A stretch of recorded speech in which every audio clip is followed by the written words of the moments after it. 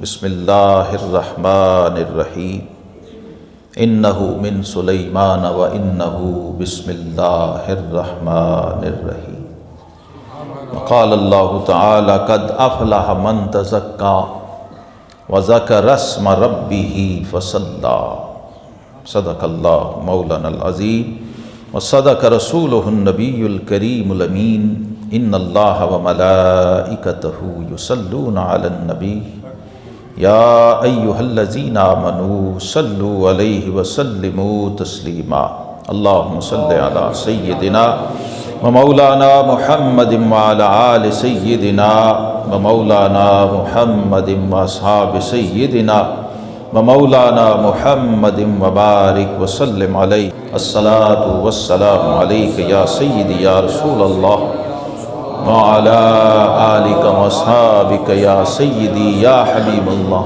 مولا صلی وسلم دائما ابدا علی حبیبک خیر الخلق کلہم۔ یہ بسم اللہ جو ہے اگر سمجھ آ جائے بندے کو تو اس کی اپنی بسم اللہ ہو جاتی ہے، ورنہ لوگوں کی عمریں گزر جاتی ہیں بسم اللہ ہی نہیں ہوتی، وہ بڑا کچھ پڑھ لیتے ہیں لیکن بسم اللہ نہیں ہوتی۔ بسم اللہ قولی بھی ہوتی ہے، بسم اللہ فعلی بھی ہوتی ہے، بسم اللہ ذہنی بھی ہوتی ہے، فکری اور نظریاتی بھی ہوتی ہے۔ کبھی بسم اللہ قول سے ہوتی ہے، کبھی فعل سے ہوتی ہے۔ مثلا بندہ صحیح بیٹھا ہی نہیں ہوا تو منہ سے بسم اللہ پڑھی جا رہا ہے تو اس کا فعل اس کے قول کے خلاف ہے۔ یہ کب ہوتا ہے؟ جب وہ کوئی عمل سمجھے بغیر کرتا ہے، اور ہمارا دین ایسے کسی عمل کو نہیں مانتا جس میں کرنے والے کو خود نہیں پتا میں کیا کر رہا ہوں۔ وضو خانے میں تو چلا گیا ہے لیکن اسے وضو سیکھا نہیں ہوا، دیکھا ہوا ہے، سیکھا نہیں ہوا، تو پھر وہ ثواب کی بجائے کوئی گناہ ہی کرے گا۔ جیسا کہ آپ دیکھتے ہیں مسجدوں کے وضو خانے میں چلے جائیں تو یہ جو وضو ہے اس کی بھی بسم اللہ ہوتی ہے، اور یہ جو نماز ہے اس کی بھی بسم اللہ ہوتی ہے۔ نماز کی بسم اللہ وضو ہے، ہاں الطہور مفتاح الصلاۃ۔ ہمارے آقا و مولا نبی رحمت امام الانبیاء صلی اللہ علیہ وسلم فرماتے ہیں وضو نماز کی کنجی ہے، افتتاح ہے، کی ہے، اور نماز جنت کی کنجی ہے۔ تو جب نماز ہی کی کنجی تیرے پاس نہیں تو جنت کی کنجی کیسے آئے گی؟ جب وضو صحیح نہ ہوا تو نماز صحیح نہیں ہوگی، نماز صحیح نہ ہوئی تو ایمان صحیح نہیں ہوگا۔ نماز کو اللہ تعالیٰ نے قرآن پاک میں ایمان کہا ہے،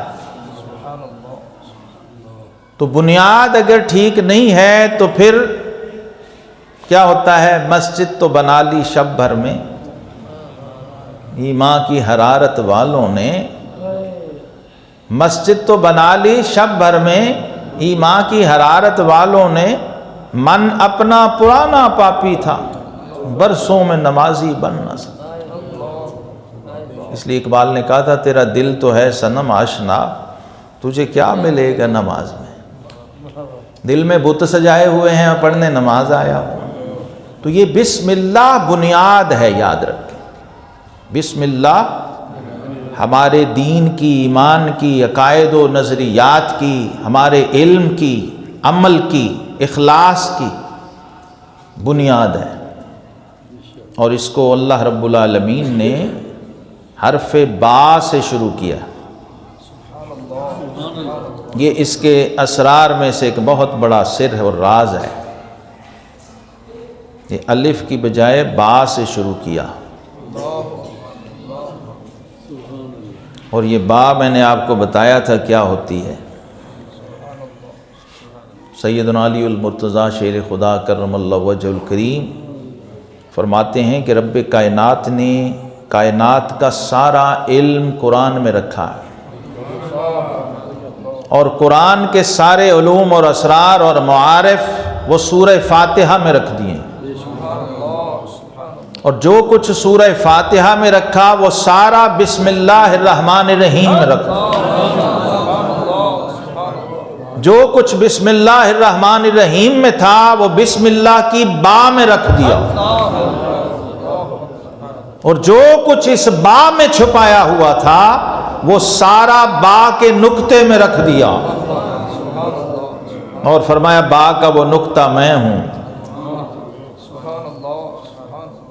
اور جناب علی المرتضیٰ شیر خدا کی بیٹی سیدہ زینب بنت علی المرتضیٰ سلام اللہ علیہا یزید کے دربار میں، دیکھیے اہل بیت کا تعارف ہم نے کیا کیا بنایا ہوا ہے، اور اہل بیت اپنا تعارف کیا کرواتے ہیں،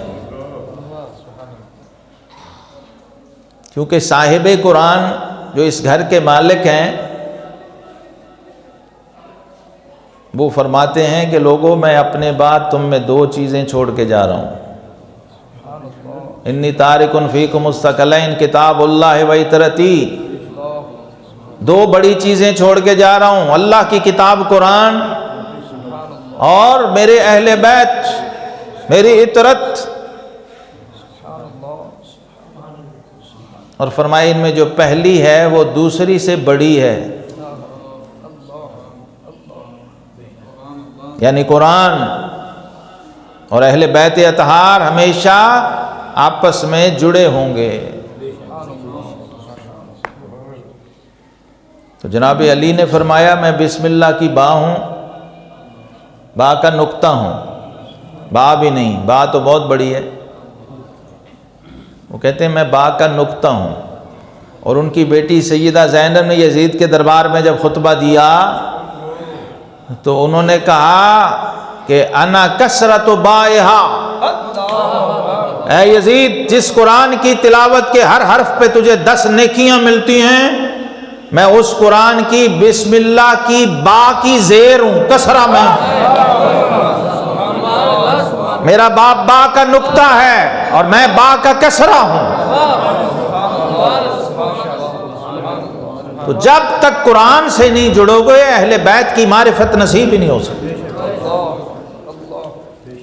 جن کے نقطے یہ ہیں بھائی ان کی آیتیں کیا ہوں گی؟ ہاں، اس طرف کیوں نہیں آتے؟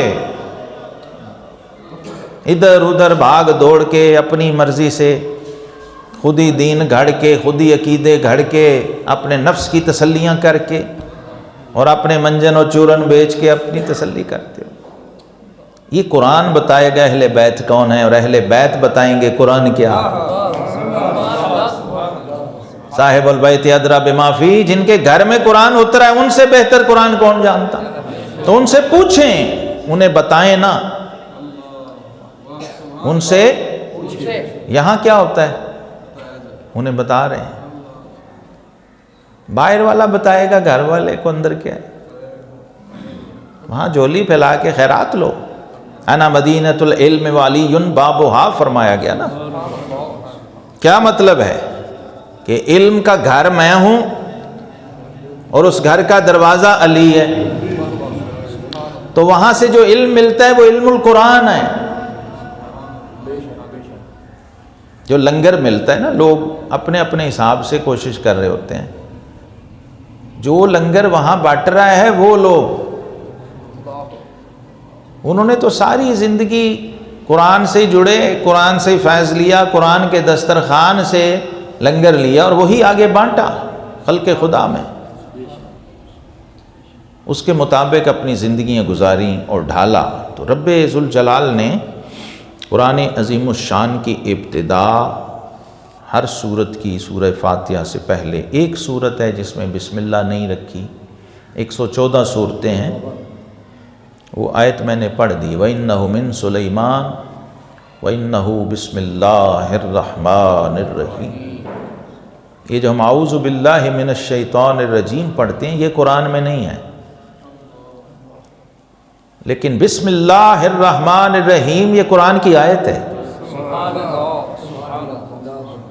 تو جب آپ یہ پڑھتے ہیں تو ہر حرف پہ آپ کو 10 نیکیاں بھی مل رہی ہوتی ہیں، اور 19 حروف ہیں بسم اللہ شریف کے، 19 کو 10 سے ضرب دیں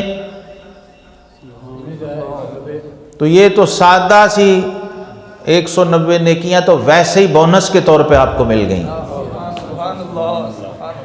اور پھر ائمہ تفسیر کہتے ہیں کہ جہنم کے جو طبقات ہیں وہ 19 ہیں، جہنم کے 19 طبقے ہیں، 19 فلور ہیں،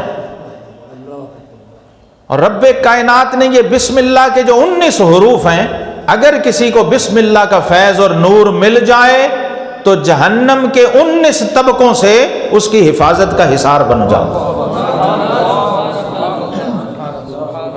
یعنی با نصیب ہو گئی، با سے جڑ گیا تو ایک طبقہ جہنم سے بچ گیا، سین تک پہنچ گیا تو دوسرے سے بچ گیا، پھر میم تک پہنچ گیا تو تیسرے سے۔ یہ ہر حرف جو ہے حجاب ہے اور پردہ ہے جہنم کے اس طبقے سے جو اللہ نے جہنم کے اندر بنائے ہیں۔ تو اس کے ہر حرف کی عظمت کا اندازہ اگر لگائیں اور اس پہ اگر گفتگو ہم کریں تو پھر تو 19 کم از کم درس ہوں گے۔